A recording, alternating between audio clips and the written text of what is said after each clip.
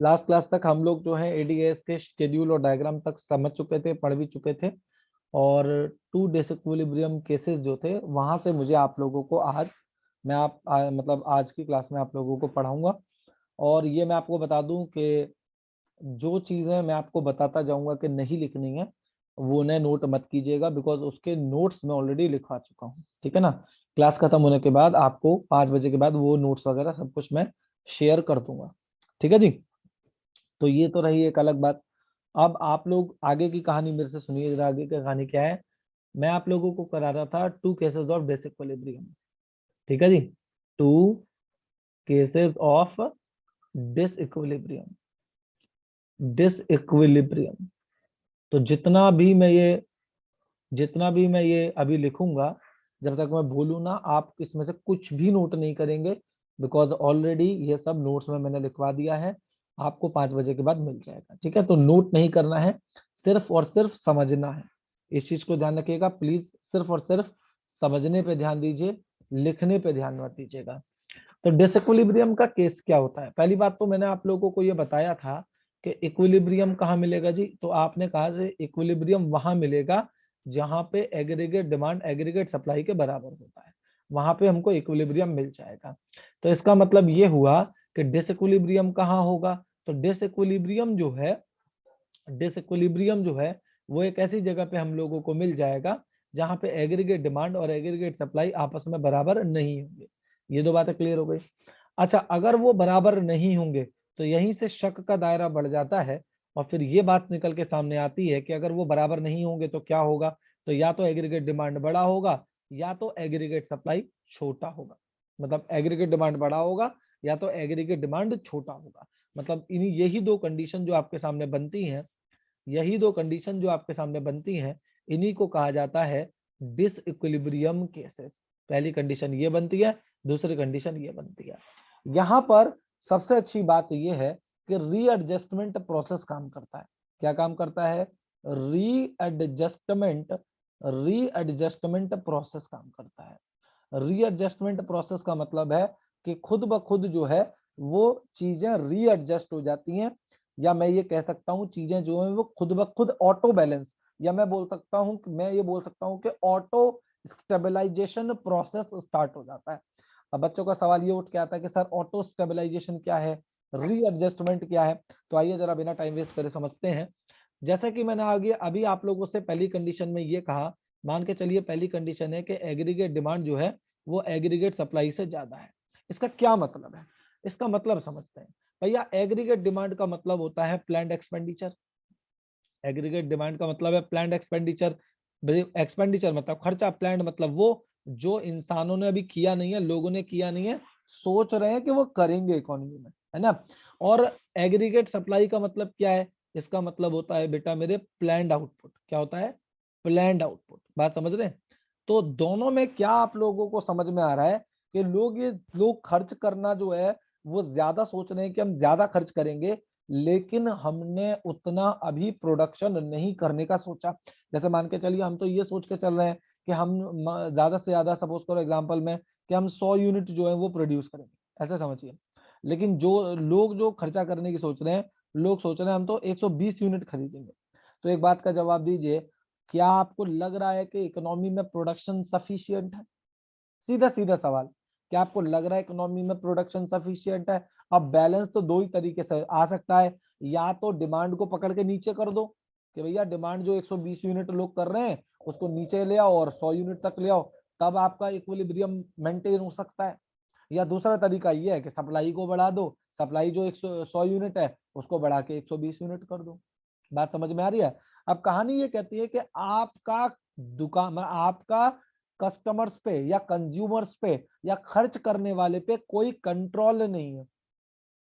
ये भी मैं आपको बता दूं, कंट्रोल कैसे लगेगा वो हम अगले चैप्टर में सीखेंगे, जब मैं आप लोगों को पॉलिसीज पढ़ाऊंगा, मॉनेटरी पॉलिसी, फिजिकल पॉलिसी पढ़ाऊंगा। बहरहाल अभी फिलहाल ये समझते हैं कि हमारा एक्सपेंडिचर करने वाले भाई पे कोई कंट्रोल नहीं है।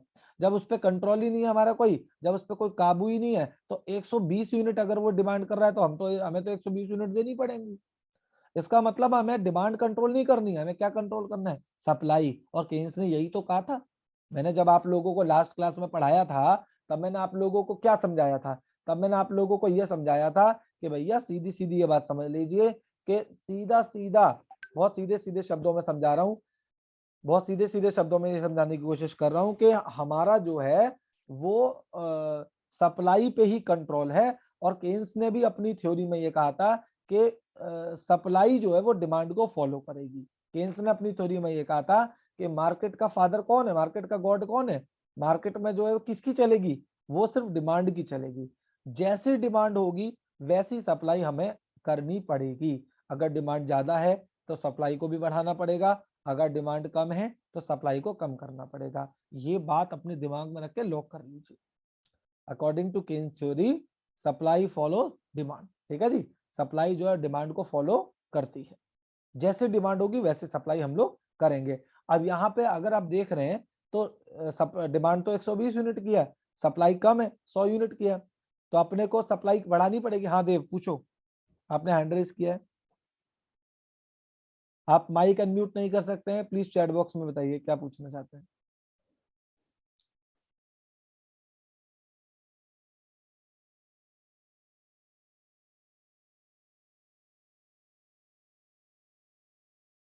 चलिए मैं आपका माइक एक सेकंड के लिए अनम्यूट कर देता हूँ।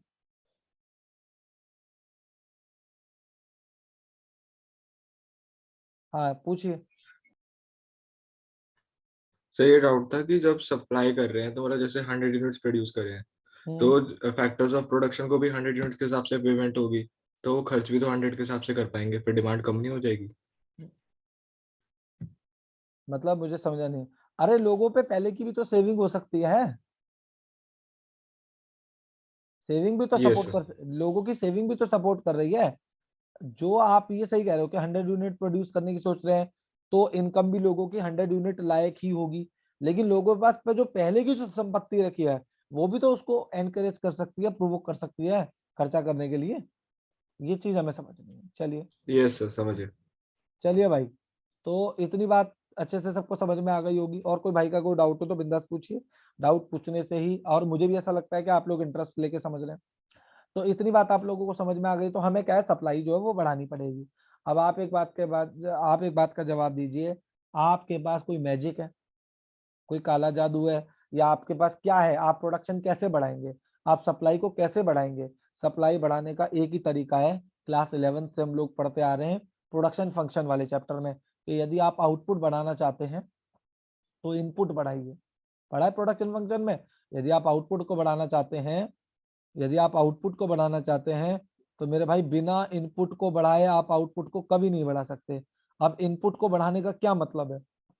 इनपुट को बढ़ाने का मतलब है कि जो लैंड, लेबर, कैपिटल, एंटरप्रेन्योर, ये जो लोग काम कर रहे हैं इनको और हायर कीजिए।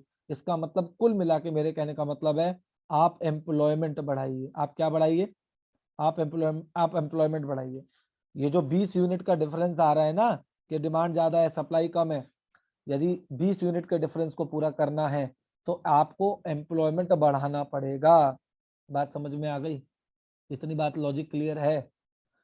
तो मेरा समझाना सिर्फ ये है कि अगर डिमांड ज्यादा हो, आपको कुछ नहीं बस सिंपल याद रखना है, अगर डिमांड ज्यादा है सप्लाई कम है तो सप्लाई को बढ़ाने के लिए हम कुछ इनपुट्स को हायर करेंगे काम करने के लिए, चाहे वो मशीन है, चाहे वो लेबर है, चाहे वो कोई भी है, ताकि ज्यादा प्रोडक्शन हो और डिमांड के बराबर हम लोग सप्लाई कर दें और इकोनॉमी को इक्विलिब्रियम में ले आए। ठीक है जी।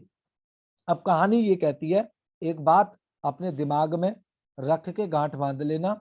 वो बात क्या है कि आप इनपुट को तब तक हायर कर सकते हो जब तक इकोनॉमी में फुल एम्प्लॉयमेंट की सिचुएशन नहीं आ गई है।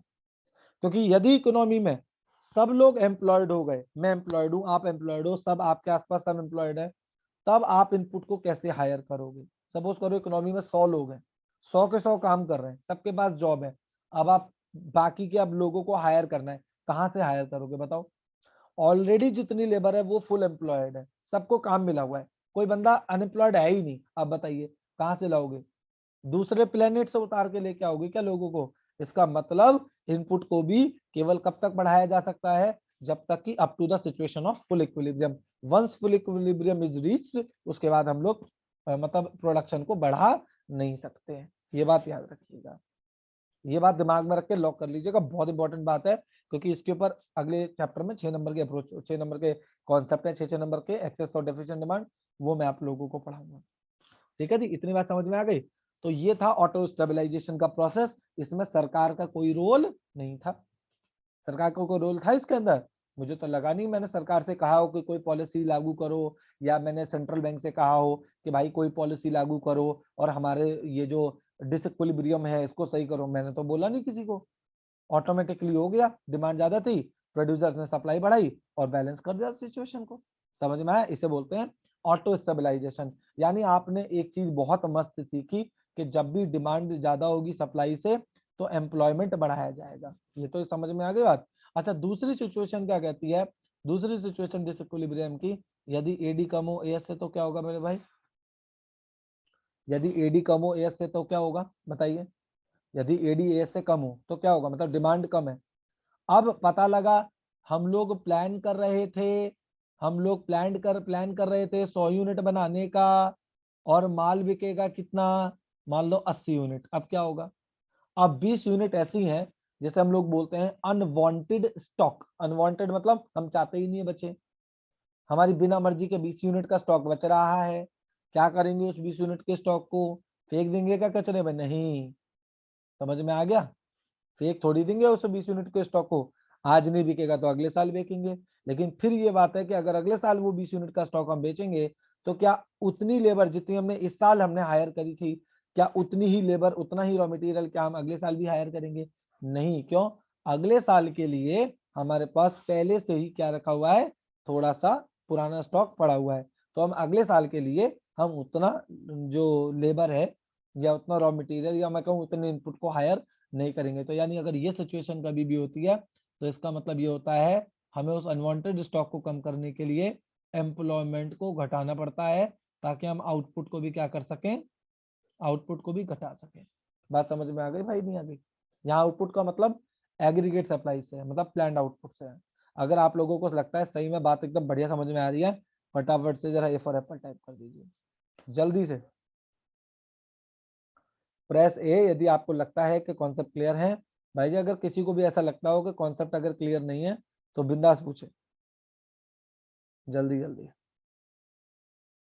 अगर किसी को भी ऐसा लगता हो कि कॉन्सेप्ट अगर क्लियर नहीं है तो वो पूछ सकता है, ऐसी कोई टेंशन परेशानी दिक्कत हुआ है नहीं। ठीक है जी, पूछ लीजिए, जिसको जो पूछना है पूछ सकता है। ठीक है,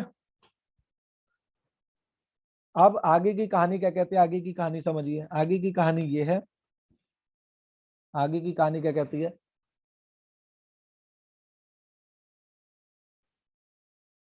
इतना पढ़ा लेने के बाद दोनों कंडीशन करा दी। अब इसके बाद आता है सेविंग और इन्वेस्टमेंट अप्रोच। क्या आता है? SI approach. इसके भी नोट्स मैंने बनवा दिए हैं, अभी भेज दूंगा क्लास खत्म होने के बाद। सेविंग और इन्वेस्टमेंट अप्रोच। तो सेविंग और इन्वेस्टमेंट अप्रोच की क्या कहानी है जी? सेविंग इन्वेस्टमेंट अप्रोच की कहानी सिर्फ इतनी है, सिर्फ इतनी कहानी है कि इक्विलिब्रियम कहाँ होगा? इक्विलिब्रियम कहाँ होगा?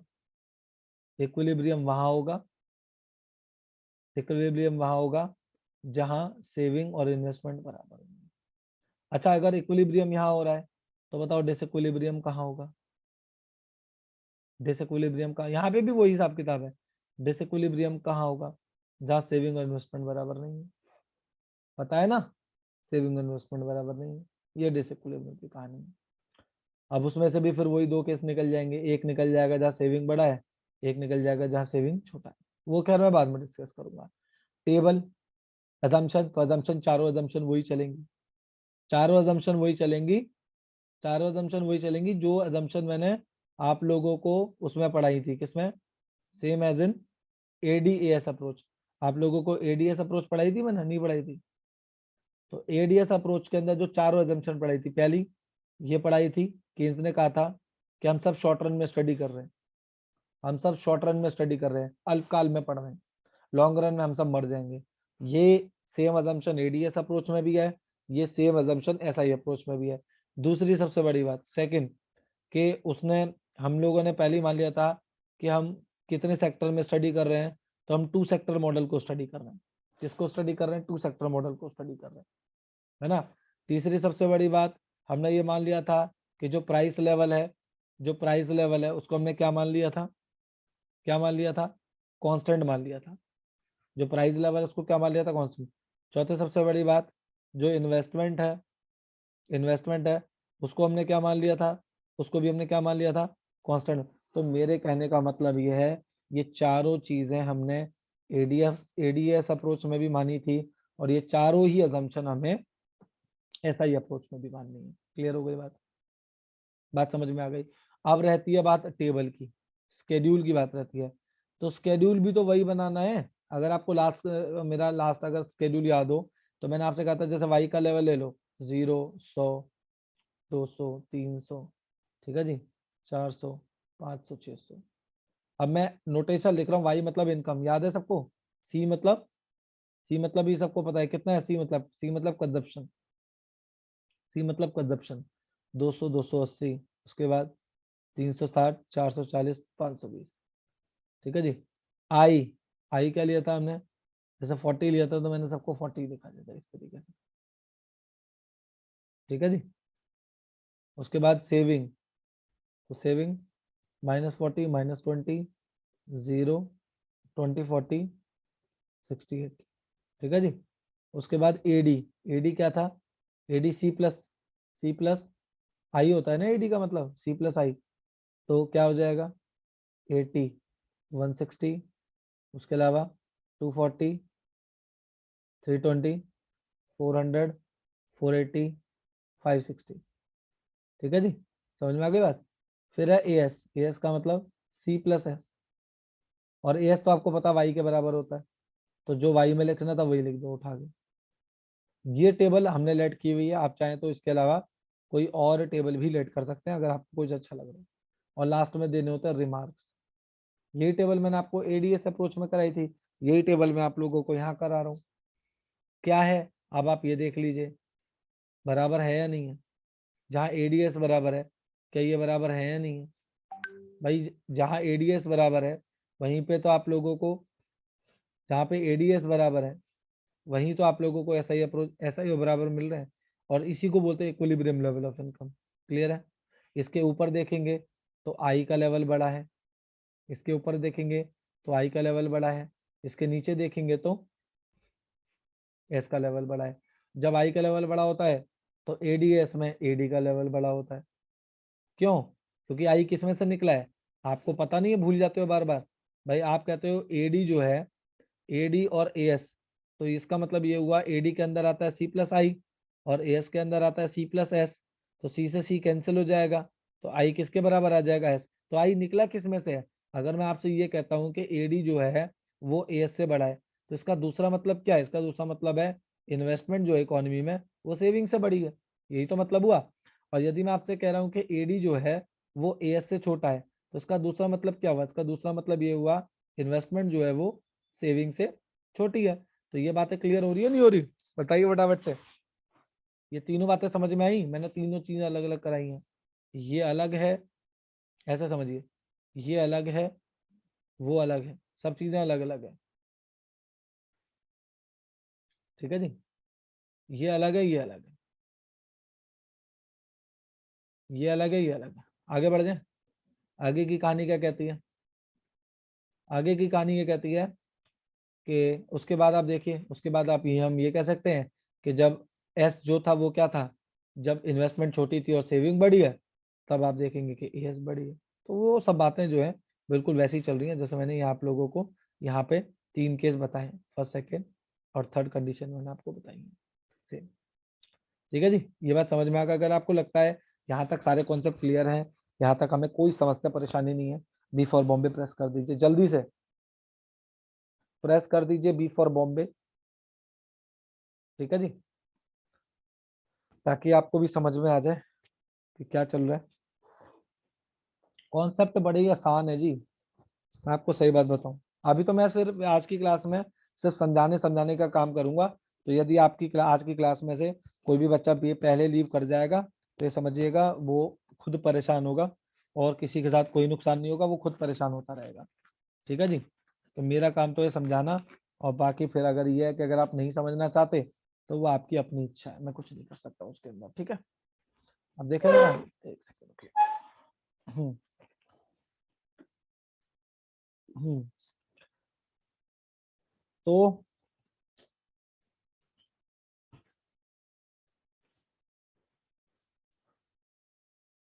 अब इसके आगे की कहानी क्या कहती है, इसके आगे की कहानी समझिए। इतना अगर मैंने करा दिया आप लोगों को, अब आ जाता है इसका डायग्राम। यदि मैं इसका डायग्राम यदि आप लोगों को कराऊं तो बताइए इसका डायग्राम कैसे बनना चाहिए। सबसे पहले तो हमने इस तरीके से जो है ये खींच लिया, क्या लाइन खींच ली है, ठीक है। इस तरीके से लाइन खींच ली है, ये लीजिए, ये लाइन मैंने बना ली है, ठीक है। और इसमें क्या है, सबको पता है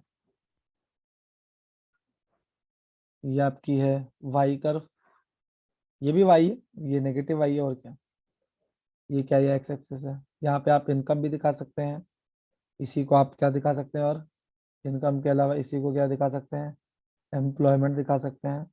और यही आपका और कुछ नहीं है, बल्कि यही आपका इनकम है, एम्प्लॉयमेंट है, यही आपका आउटपुट भी है, जो भी आप कहना चाहें। अभी तो फिलहाल 12th क्लास में सिर्फ इनकम इनकम बोलते रहते हैं, आगे चल के जब आप देखेंगे तो बड़ी क्लासेस में इसको एम्प्लॉयमेंट आउटपुट के नाम से ही बोलेंगे।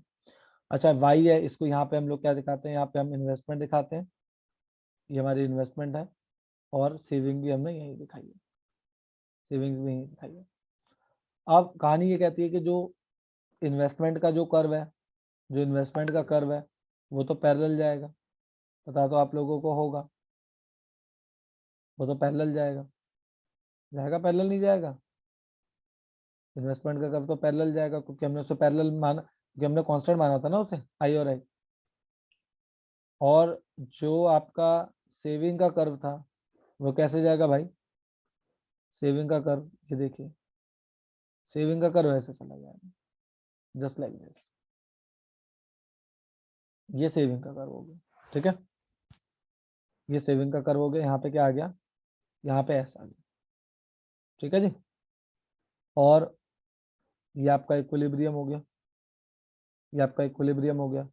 इस पॉइंट पे सेविंग और इन्वेस्टमेंट बराबर है, इस पॉइंट पे, इस पॉइंट पे सेविंग और इन्वेस्टमेंट क्या है, बराबर है। इससे पहले जो है वो इन्वेस्टमेंट ज्यादा है, इसके बाद जो है वो ये कह सकता हूँ इन्वेस्टमेंट कम है, या ये बोल सकता हूँ कि सेविंग जो है वो ज्यादा है। और यदि इसके नीचे देखूं, ऐसे कॉरेस्पॉन्डिंग जैसे हम लोग बोलते हैं सीधा, तो ऐसा नहीं है कि ये इनकम नहीं है या ये इनकम नहीं है या ये इनकम नहीं है, इनकम तो लेवल तो बहुत सारे हैं, पर ये वाला जो वाई वाला लेवल है ये कौन सा इनकम का लेवल है, याद है ये वो वाला है 400 वाला, इनकम का लेवल 400, ये दिखाऊं, ये रहा, ये रहा इनकम का लेवल 400, ये वाला, ये क्या दिखा रहा है इनकम का लेवल 400, ये इनकम का लेवल 400 ये दिखा रहा है, ये इनकम का लेवल ये 400 ये दिखा रहा है कि कहाँ पे आपका आई और एस बराबर है। तो इस 400 को क्या बोलेंगे, ये कोई आम इनकम का लेवल है, इनकम के लेवल तो बहुत सारे हैं, इनकम का लेवल तो 0 भी है, 100 भी है, 200 भी है, 300 भी है। तो ये 400 क्या है, 400 में, हाँ 400 इक्विलिब्रियम लेवल ऑफ इनकम, 400 क्या आपका, क्या बोलूंगा इसे मैं, इक्विलिब्रियम, क्या बोलूंगा इसे मैं, equilibrium level, equilibrium level of income, इसे इक्विलिब्रियम लेवल ऑफ इनकम बोलूंगा। बात समझ में आ गई या नहीं आ गई। तो ये हमारा हो गया। बाकी रहा डिसइक्विलिब्रियम समझाने का केस, तो डिसइक्विलिब्रियम है, फिर वही ऑटो स्टेबलाइजेशन यहाँ भी चलेगा। अगर मैं 2 डिसइक्विलिब्रियम केसेस के बारे में बात करूं, 2 डिसइक्विलिब्रियम केसेस, 2 डिसइक्विलिब्रियम केसेस, तो पहला केस क्या आ जाएगा, पहला केस आ जाएगा जहां इन्वेस्टमेंट जो है, ठीक है, इन्वेस्टमेंट जो है वो सेविंग से बड़ा है। वैसे ऊपर नीचे भी लिख सकते हैं, पहले आप सेविंग को बड़ा वाला केस भी समझा सकते हैं, ऐसा कुछ नहीं है पहले मुझे यही केस देना है। क्लियर है जी, बात समझ में आ रही है। अब कहानी क्या कहती है, कहानी समझिए, कहानी समझने की कोशिश कीजिए। कहानी ये कहती है कि अगर इन्वेस्टमेंट जो है, कहानी ये कहती है यदि इन्वेस्टमेंट जो है यदि वो सेविंग से बड़ी होगी तो क्या होगा। इमेजिन कीजिए, अगर इन्वेस्टमेंट जो है वो सेविंग से बड़ी होती है तो क्या होगा। सोचिए, कहानी तो वही है, इन्वेस्टमेंट सेविंग से बड़ी होने का मतलब इनडायरेक्टली मतलब वही है कि एडी जो है वो एएस से बड़ी है, क्या होगा बताइए। तो ऑटोमेटिकली वही है ना कि लोग इन्वेस्टमेंट ज्यादा करेंगे, ज्यादा इन्वेस्टमेंट का मतलब क्या होता है? इन्वेस्टमेंट ज्यादा होने का मतलब ये है, इन्वेस्टमेंट ज्यादा होने का मतलब ये है कि ज्यादा इनकम क्रिएट होना इकोनॉमी में। जितनी ज्यादा इन्वेस्टमेंट होगी उतना ज्यादा प्रोडक्शन होगा। कैसे समझिए, जितनी ज्यादा इन्वेस्टमेंट होगी उतना ज्यादा प्रोडक्शन नहीं होगा इकोनॉमी में। इन्वेस्टमेंट का मतलब यहाँ पे किस चीज से है? इन्वेस्टमेंट का मतलब उस चीज से नहीं है कि आपने अपने घर के लिए गाड़ी ले ली। इन्वेस्टमेंट का मतलब यहाँ पे प्रोडक्शन प्रोसेस में इन्वेस्ट करना है। और ज्यादा प्रोडक्शन करोगे तो क्या ज्यादा फैक्टर्स को इनकम नहीं मिलेगी? ज्यादा एम्प्लॉयमेंट नहीं होगा? इनकम का बढ़ना या एम्प्लॉयमेंट का बढ़ना है बात नहीं है। एम्प्लॉयमेंट प्लस इनकम, मतलब एम्प्लॉयमेंट भी बढ़ेगा तो इनकम भी बढ़ेगी। और अगर एम्प्लॉयमेंट इनकम बढ़ेगी तो लोगों की कंजम्पशन और सेविंग नहीं बढ़ेंगे, तो लोगों के कंजम्पशन भी बढ़ेंगे और सेविंग, क्योंकि जब लोगों के पास ज्यादा पैसा आएगा तो आप देख रहे हैं कि सेविंग भी बढ़ रही है। आप ये देख रहे हैं सेविंग भी बढ़ रही है। और सेविंग भी कब तक बढ़ती जाएगी? जब तक वो इन्वेस्टमेंट के बराबर ना हो जाए। समझ में आ गया? अगर दूसरी कंडीशन में लूं, सेकंड कंडीशन अगर मैं लूं, सेकंड कंडीशन क्या है भाई? सेकंड कंडीशन ये है कि आप इन्वेस्टमेंट कम कर रहे हो इकोनॉमी में और सेविंग ज्यादा करने में। जैसे कुछ लोग होते हैं ना, इन्वेस्ट नहीं कर रहे, उनको लगता है नहीं भाई अभी फिलहाल कंडीशन जो है इन्वेस्ट करने वाली नहीं है, पैसा बचा के रख लो, बैंक में डाल लो। क्या होगा? आप आज इन्वेस्टमेंट कम करो, प्रोडक्शन कम होने लगेगा इकोनॉमी में, एम्प्लॉयमेंट इनकम कम होने लगेगी इकोनॉमी में। क्या होगा? जब आपकी इनकम ही नहीं होगी तो घूम फिर के असर आपके ऊपर, you are a part of economy ना। यदि आप कोई एक्ट करते हो तो यहाँ पे समझ लीजिए एक्ट ऑफ कर्मा की तरह, आप जैसे कहते हैं ना कि कर्मा जैसे फॉलो करता है, इसी तरीके से समझ लीजिए इकोनॉमी की एक्टिविटीज आपको फॉलो करती है। यदि आप आज इन्वेस्टमेंट कम कर रहे हो तो मान लीजिए इसका घूम फिर के असर आपके ऊपर दोबारा पड़ेगा। और इनकम कम होगी, इनकम कम होगी तो क्या होगा? खर्चे रोक लोगे क्या? खर्चे तो तब भी करने पड़ेंगे ना भाई। कोई ये कह सकता है कि मैं अपने खर्चे कम कर दूंगा? ठीक है, कंजम्पशन आप थोड़े से थोड़े घटा दोगे, लेकिन बिल्कुल खत्म तो नहीं कर सकते। सर्वाइवल खर्चे तो करने पड़ेंगे। तो वो पैसा कहाँ से लेके आओगे? सेविंग से ही लाओगे ना। कंजम्पशन को इतनी तो इसका मतलब सेविंग रिड्यूस होनी शुरू हो जाएंगी ऑटोमेटिकली। तो ऑटोमेटिकली वो बैलेंस, तो ये जो है ऑटो स्टेबलाइजेशन के प्रोसेस है। मतलब इसमें आप लोगों ने अपना कोई ज्यादा एफर्ट नहीं लगाया है। जो भी होंगे वो ऑटो स्टेबलाइजेशन खुद ही मतलब होता चला जाएगा। बात समझ में भाई जी आ रही है नहीं आ रही? जल्दी बताओ फटाफट से। टॉपिक क्लियर है सभी को? अच्छे से टॉपिक समझ में आ रहा है? चलिए चलिए, तो अगर इतना टॉपिक यदि आप लोगों को समझ में आ रहा है तो इसके बाद हम लोग क्या कर सकते हैं आगे?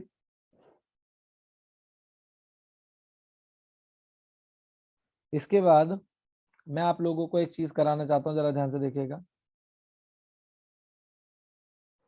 इसके बाद जो मैं चीज आपको कराने जा रहा हूँ जरा ध्यान से देखिएगा। अगर दोनों डायग्राम को कंबाइंड बनाया जाए तो कैसे बनाया जाएगा? आप तो वैसे बना लोगे ऊपर नीचे रखते डायग्राम, बहुत ही आसान है। फिर भी मैं एक बार डायग्राम आप लोगों के सामने बनाने की कोशिश कर रहा हूँ। और डायग्राम देखिए जिस तरीके से बना रहा हूँ ना भाई, प्लीज वैसे ही डायग्राम बनाना, वरना बेमतलब जो है सारी मेरी मेहनत में पानी फिर जाएगा। तो कंबाइंड डायग्राम जो है, ठीक है, उसे वैसे ही समझो। ये आपका इन्वेस्टमेंट कर्व है, ऐसे समझिए। ये आपका इन्वेस्टमेंट कर्व है जो कि 45 डिग्री पर है। ठीक है जी, 45 डिग्री पर कर्व है आपका ये आपका क्या है? इनकम का कर्व है, वाई का कर्व है, सॉरी। इन्वेस्टमेंट का कर्व तो हमारा एक्स एक्सिस के पहले, वो मैं सेकंड डायग्राम बनाऊंगा। और जो आपका एडी का कर्व है वो कैसा है? जो आपका एडी का कर्व है वो आपका ये जाएगा, ये आपका एडी का कर्व हो गया। और दोनों एक दूसरे को इंटरसेक्ट कहाँ कर रहे हैं? यहाँ इंटरसेक्ट कर रहे हैं। तो ये आपका क्या हो जाएगा? इक्विलिब्रियम हो जाएगा जहाँ एडीएस के बराबर है। तो जहाँ एडीएस के बराबर है, जहाँ एडीएस के बराबर है, क्या वहां पे बिल्कुल इस तरीके से नहीं होगा? बताइए। बिल्कुल इसी तरीके से आपका कोई ये क्या बना दिया, जरा ध्यान से देखो मैंने क्या बना दिया। यही तो चीज समझने वाली है। सिंपल डायग्राम नहीं बना रहा हूं मैं, ऐसे समझिए। ये ये चीज समझ में आई नहीं आई? ये चीज समझने वाली है बढ़िया वाली, कि ये हो गया सेविंग का कर्व, ये हो गया इन्वेस्टमेंट का कर्व। ये दोनों एक्स एक्सिस है, दोनों एक्स एक्सिस पे क्या दिखाया है? इनकम को शो किया है। दोनों के एक्स एक्सिस पे इनकम को शो किया है, इनकम इनकम। ठीक है। इसके अलावा ये ओरिजिन है, ये वाई एक्सिस है, ये भी वाई एक्सिस है, ये ओरिजिन है, ये सेविंग कर्व है, और ये इक्विलिब्रियम है तो ये भी इक्विलिब्रियम। तो आप देख रहे हो दोनों के इक्विलिब्रियम ऊपर नीचे आ रहे हैं। अगर मान लो ये इक्विलिब्रियम लेवल ऑफ इनकम है वाई, 400 था ना, 400 था ना, तो यहाँ भी क्या आएगा, इक्विलिब्रियम लेवल ऑफ इनकम यानी वाई यानी 400 ही आएगा। ये ध्यान रखना।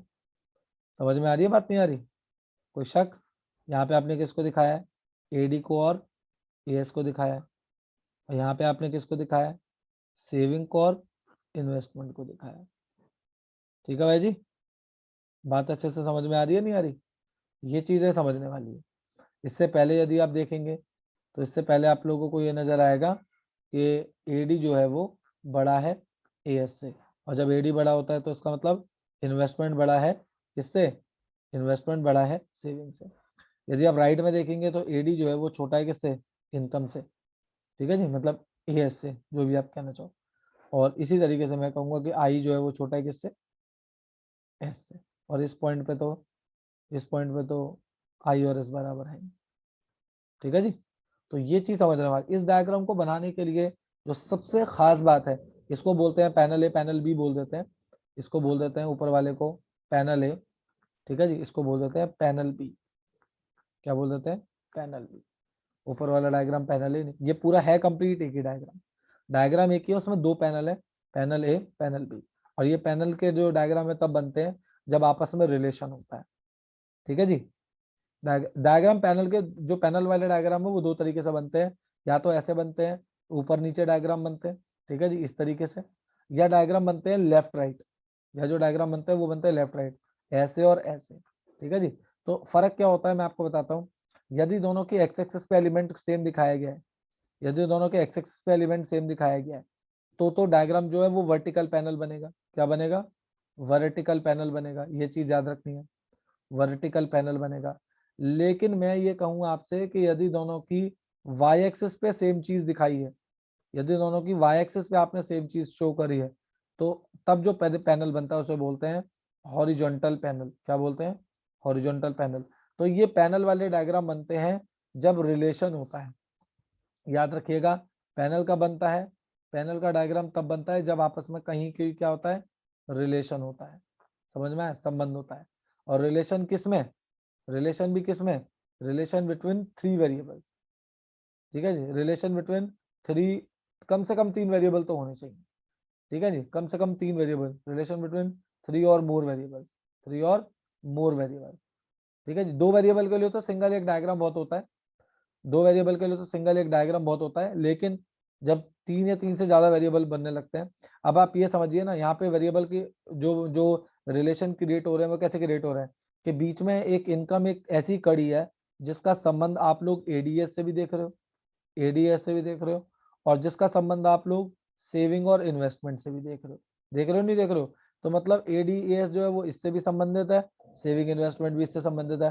तो कॉमन एलिमेंट क्या है, कॉमन एलिमेंट क्या है, तो कॉमन एलिमेंट जो है वो हमारा इनकम है।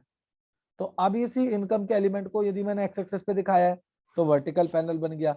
अगर ये वाई एक्सिस पे दिखा रहा होता इनकम कम है, कल को मान लो डायग्राम ऐसे बनते, ठीक है जी, वैसे बनते ही नहीं है, लेकिन अगर बनाते कि कॉमन एलिमेंट को हम वाई एक्सिस पे दिखाने लगते हैं, तो इसका मतलब दोनों के ऊपर नीचे वाई एक्सिस पे क्या आता है, इनकम आता। फिर ये पैनल कैसे बनता, फिर ये पैनल हॉरिजॉन्टल बनता, क्योंकि दोनों की वाई एक्सिस के एलिमेंट सेम थे। बात समझ में भाई आ गई या नहीं आ गई? इतनी बारीकियों से जो मैं आपको बता रहा हूँ, ये आप उम्मीद करके चलिए आपको कहीं नहीं मिलने वाला है। इसलिए ईमानदारी से बताइए अगर आपको बात समझ में आ रही है, फटाफट से ए फॉर एप्पल टाइप कर दीजिए जल्दी से। और अगर नहीं समझ में आई ये बात तो पूछ लीजिए। अगर समझ में ऐसा लगता है कि कहीं कोई दिक्कत है, कहीं कोई परेशानी है, आपको चीजें समझ में नहीं आ रही है, तो बिंदास मुझसे डिस्कस कर सकते हैं, लेकिन पूछिए। अगर समझ में बात नहीं आ रही है तो पूछिए जल्दी से जल्दी।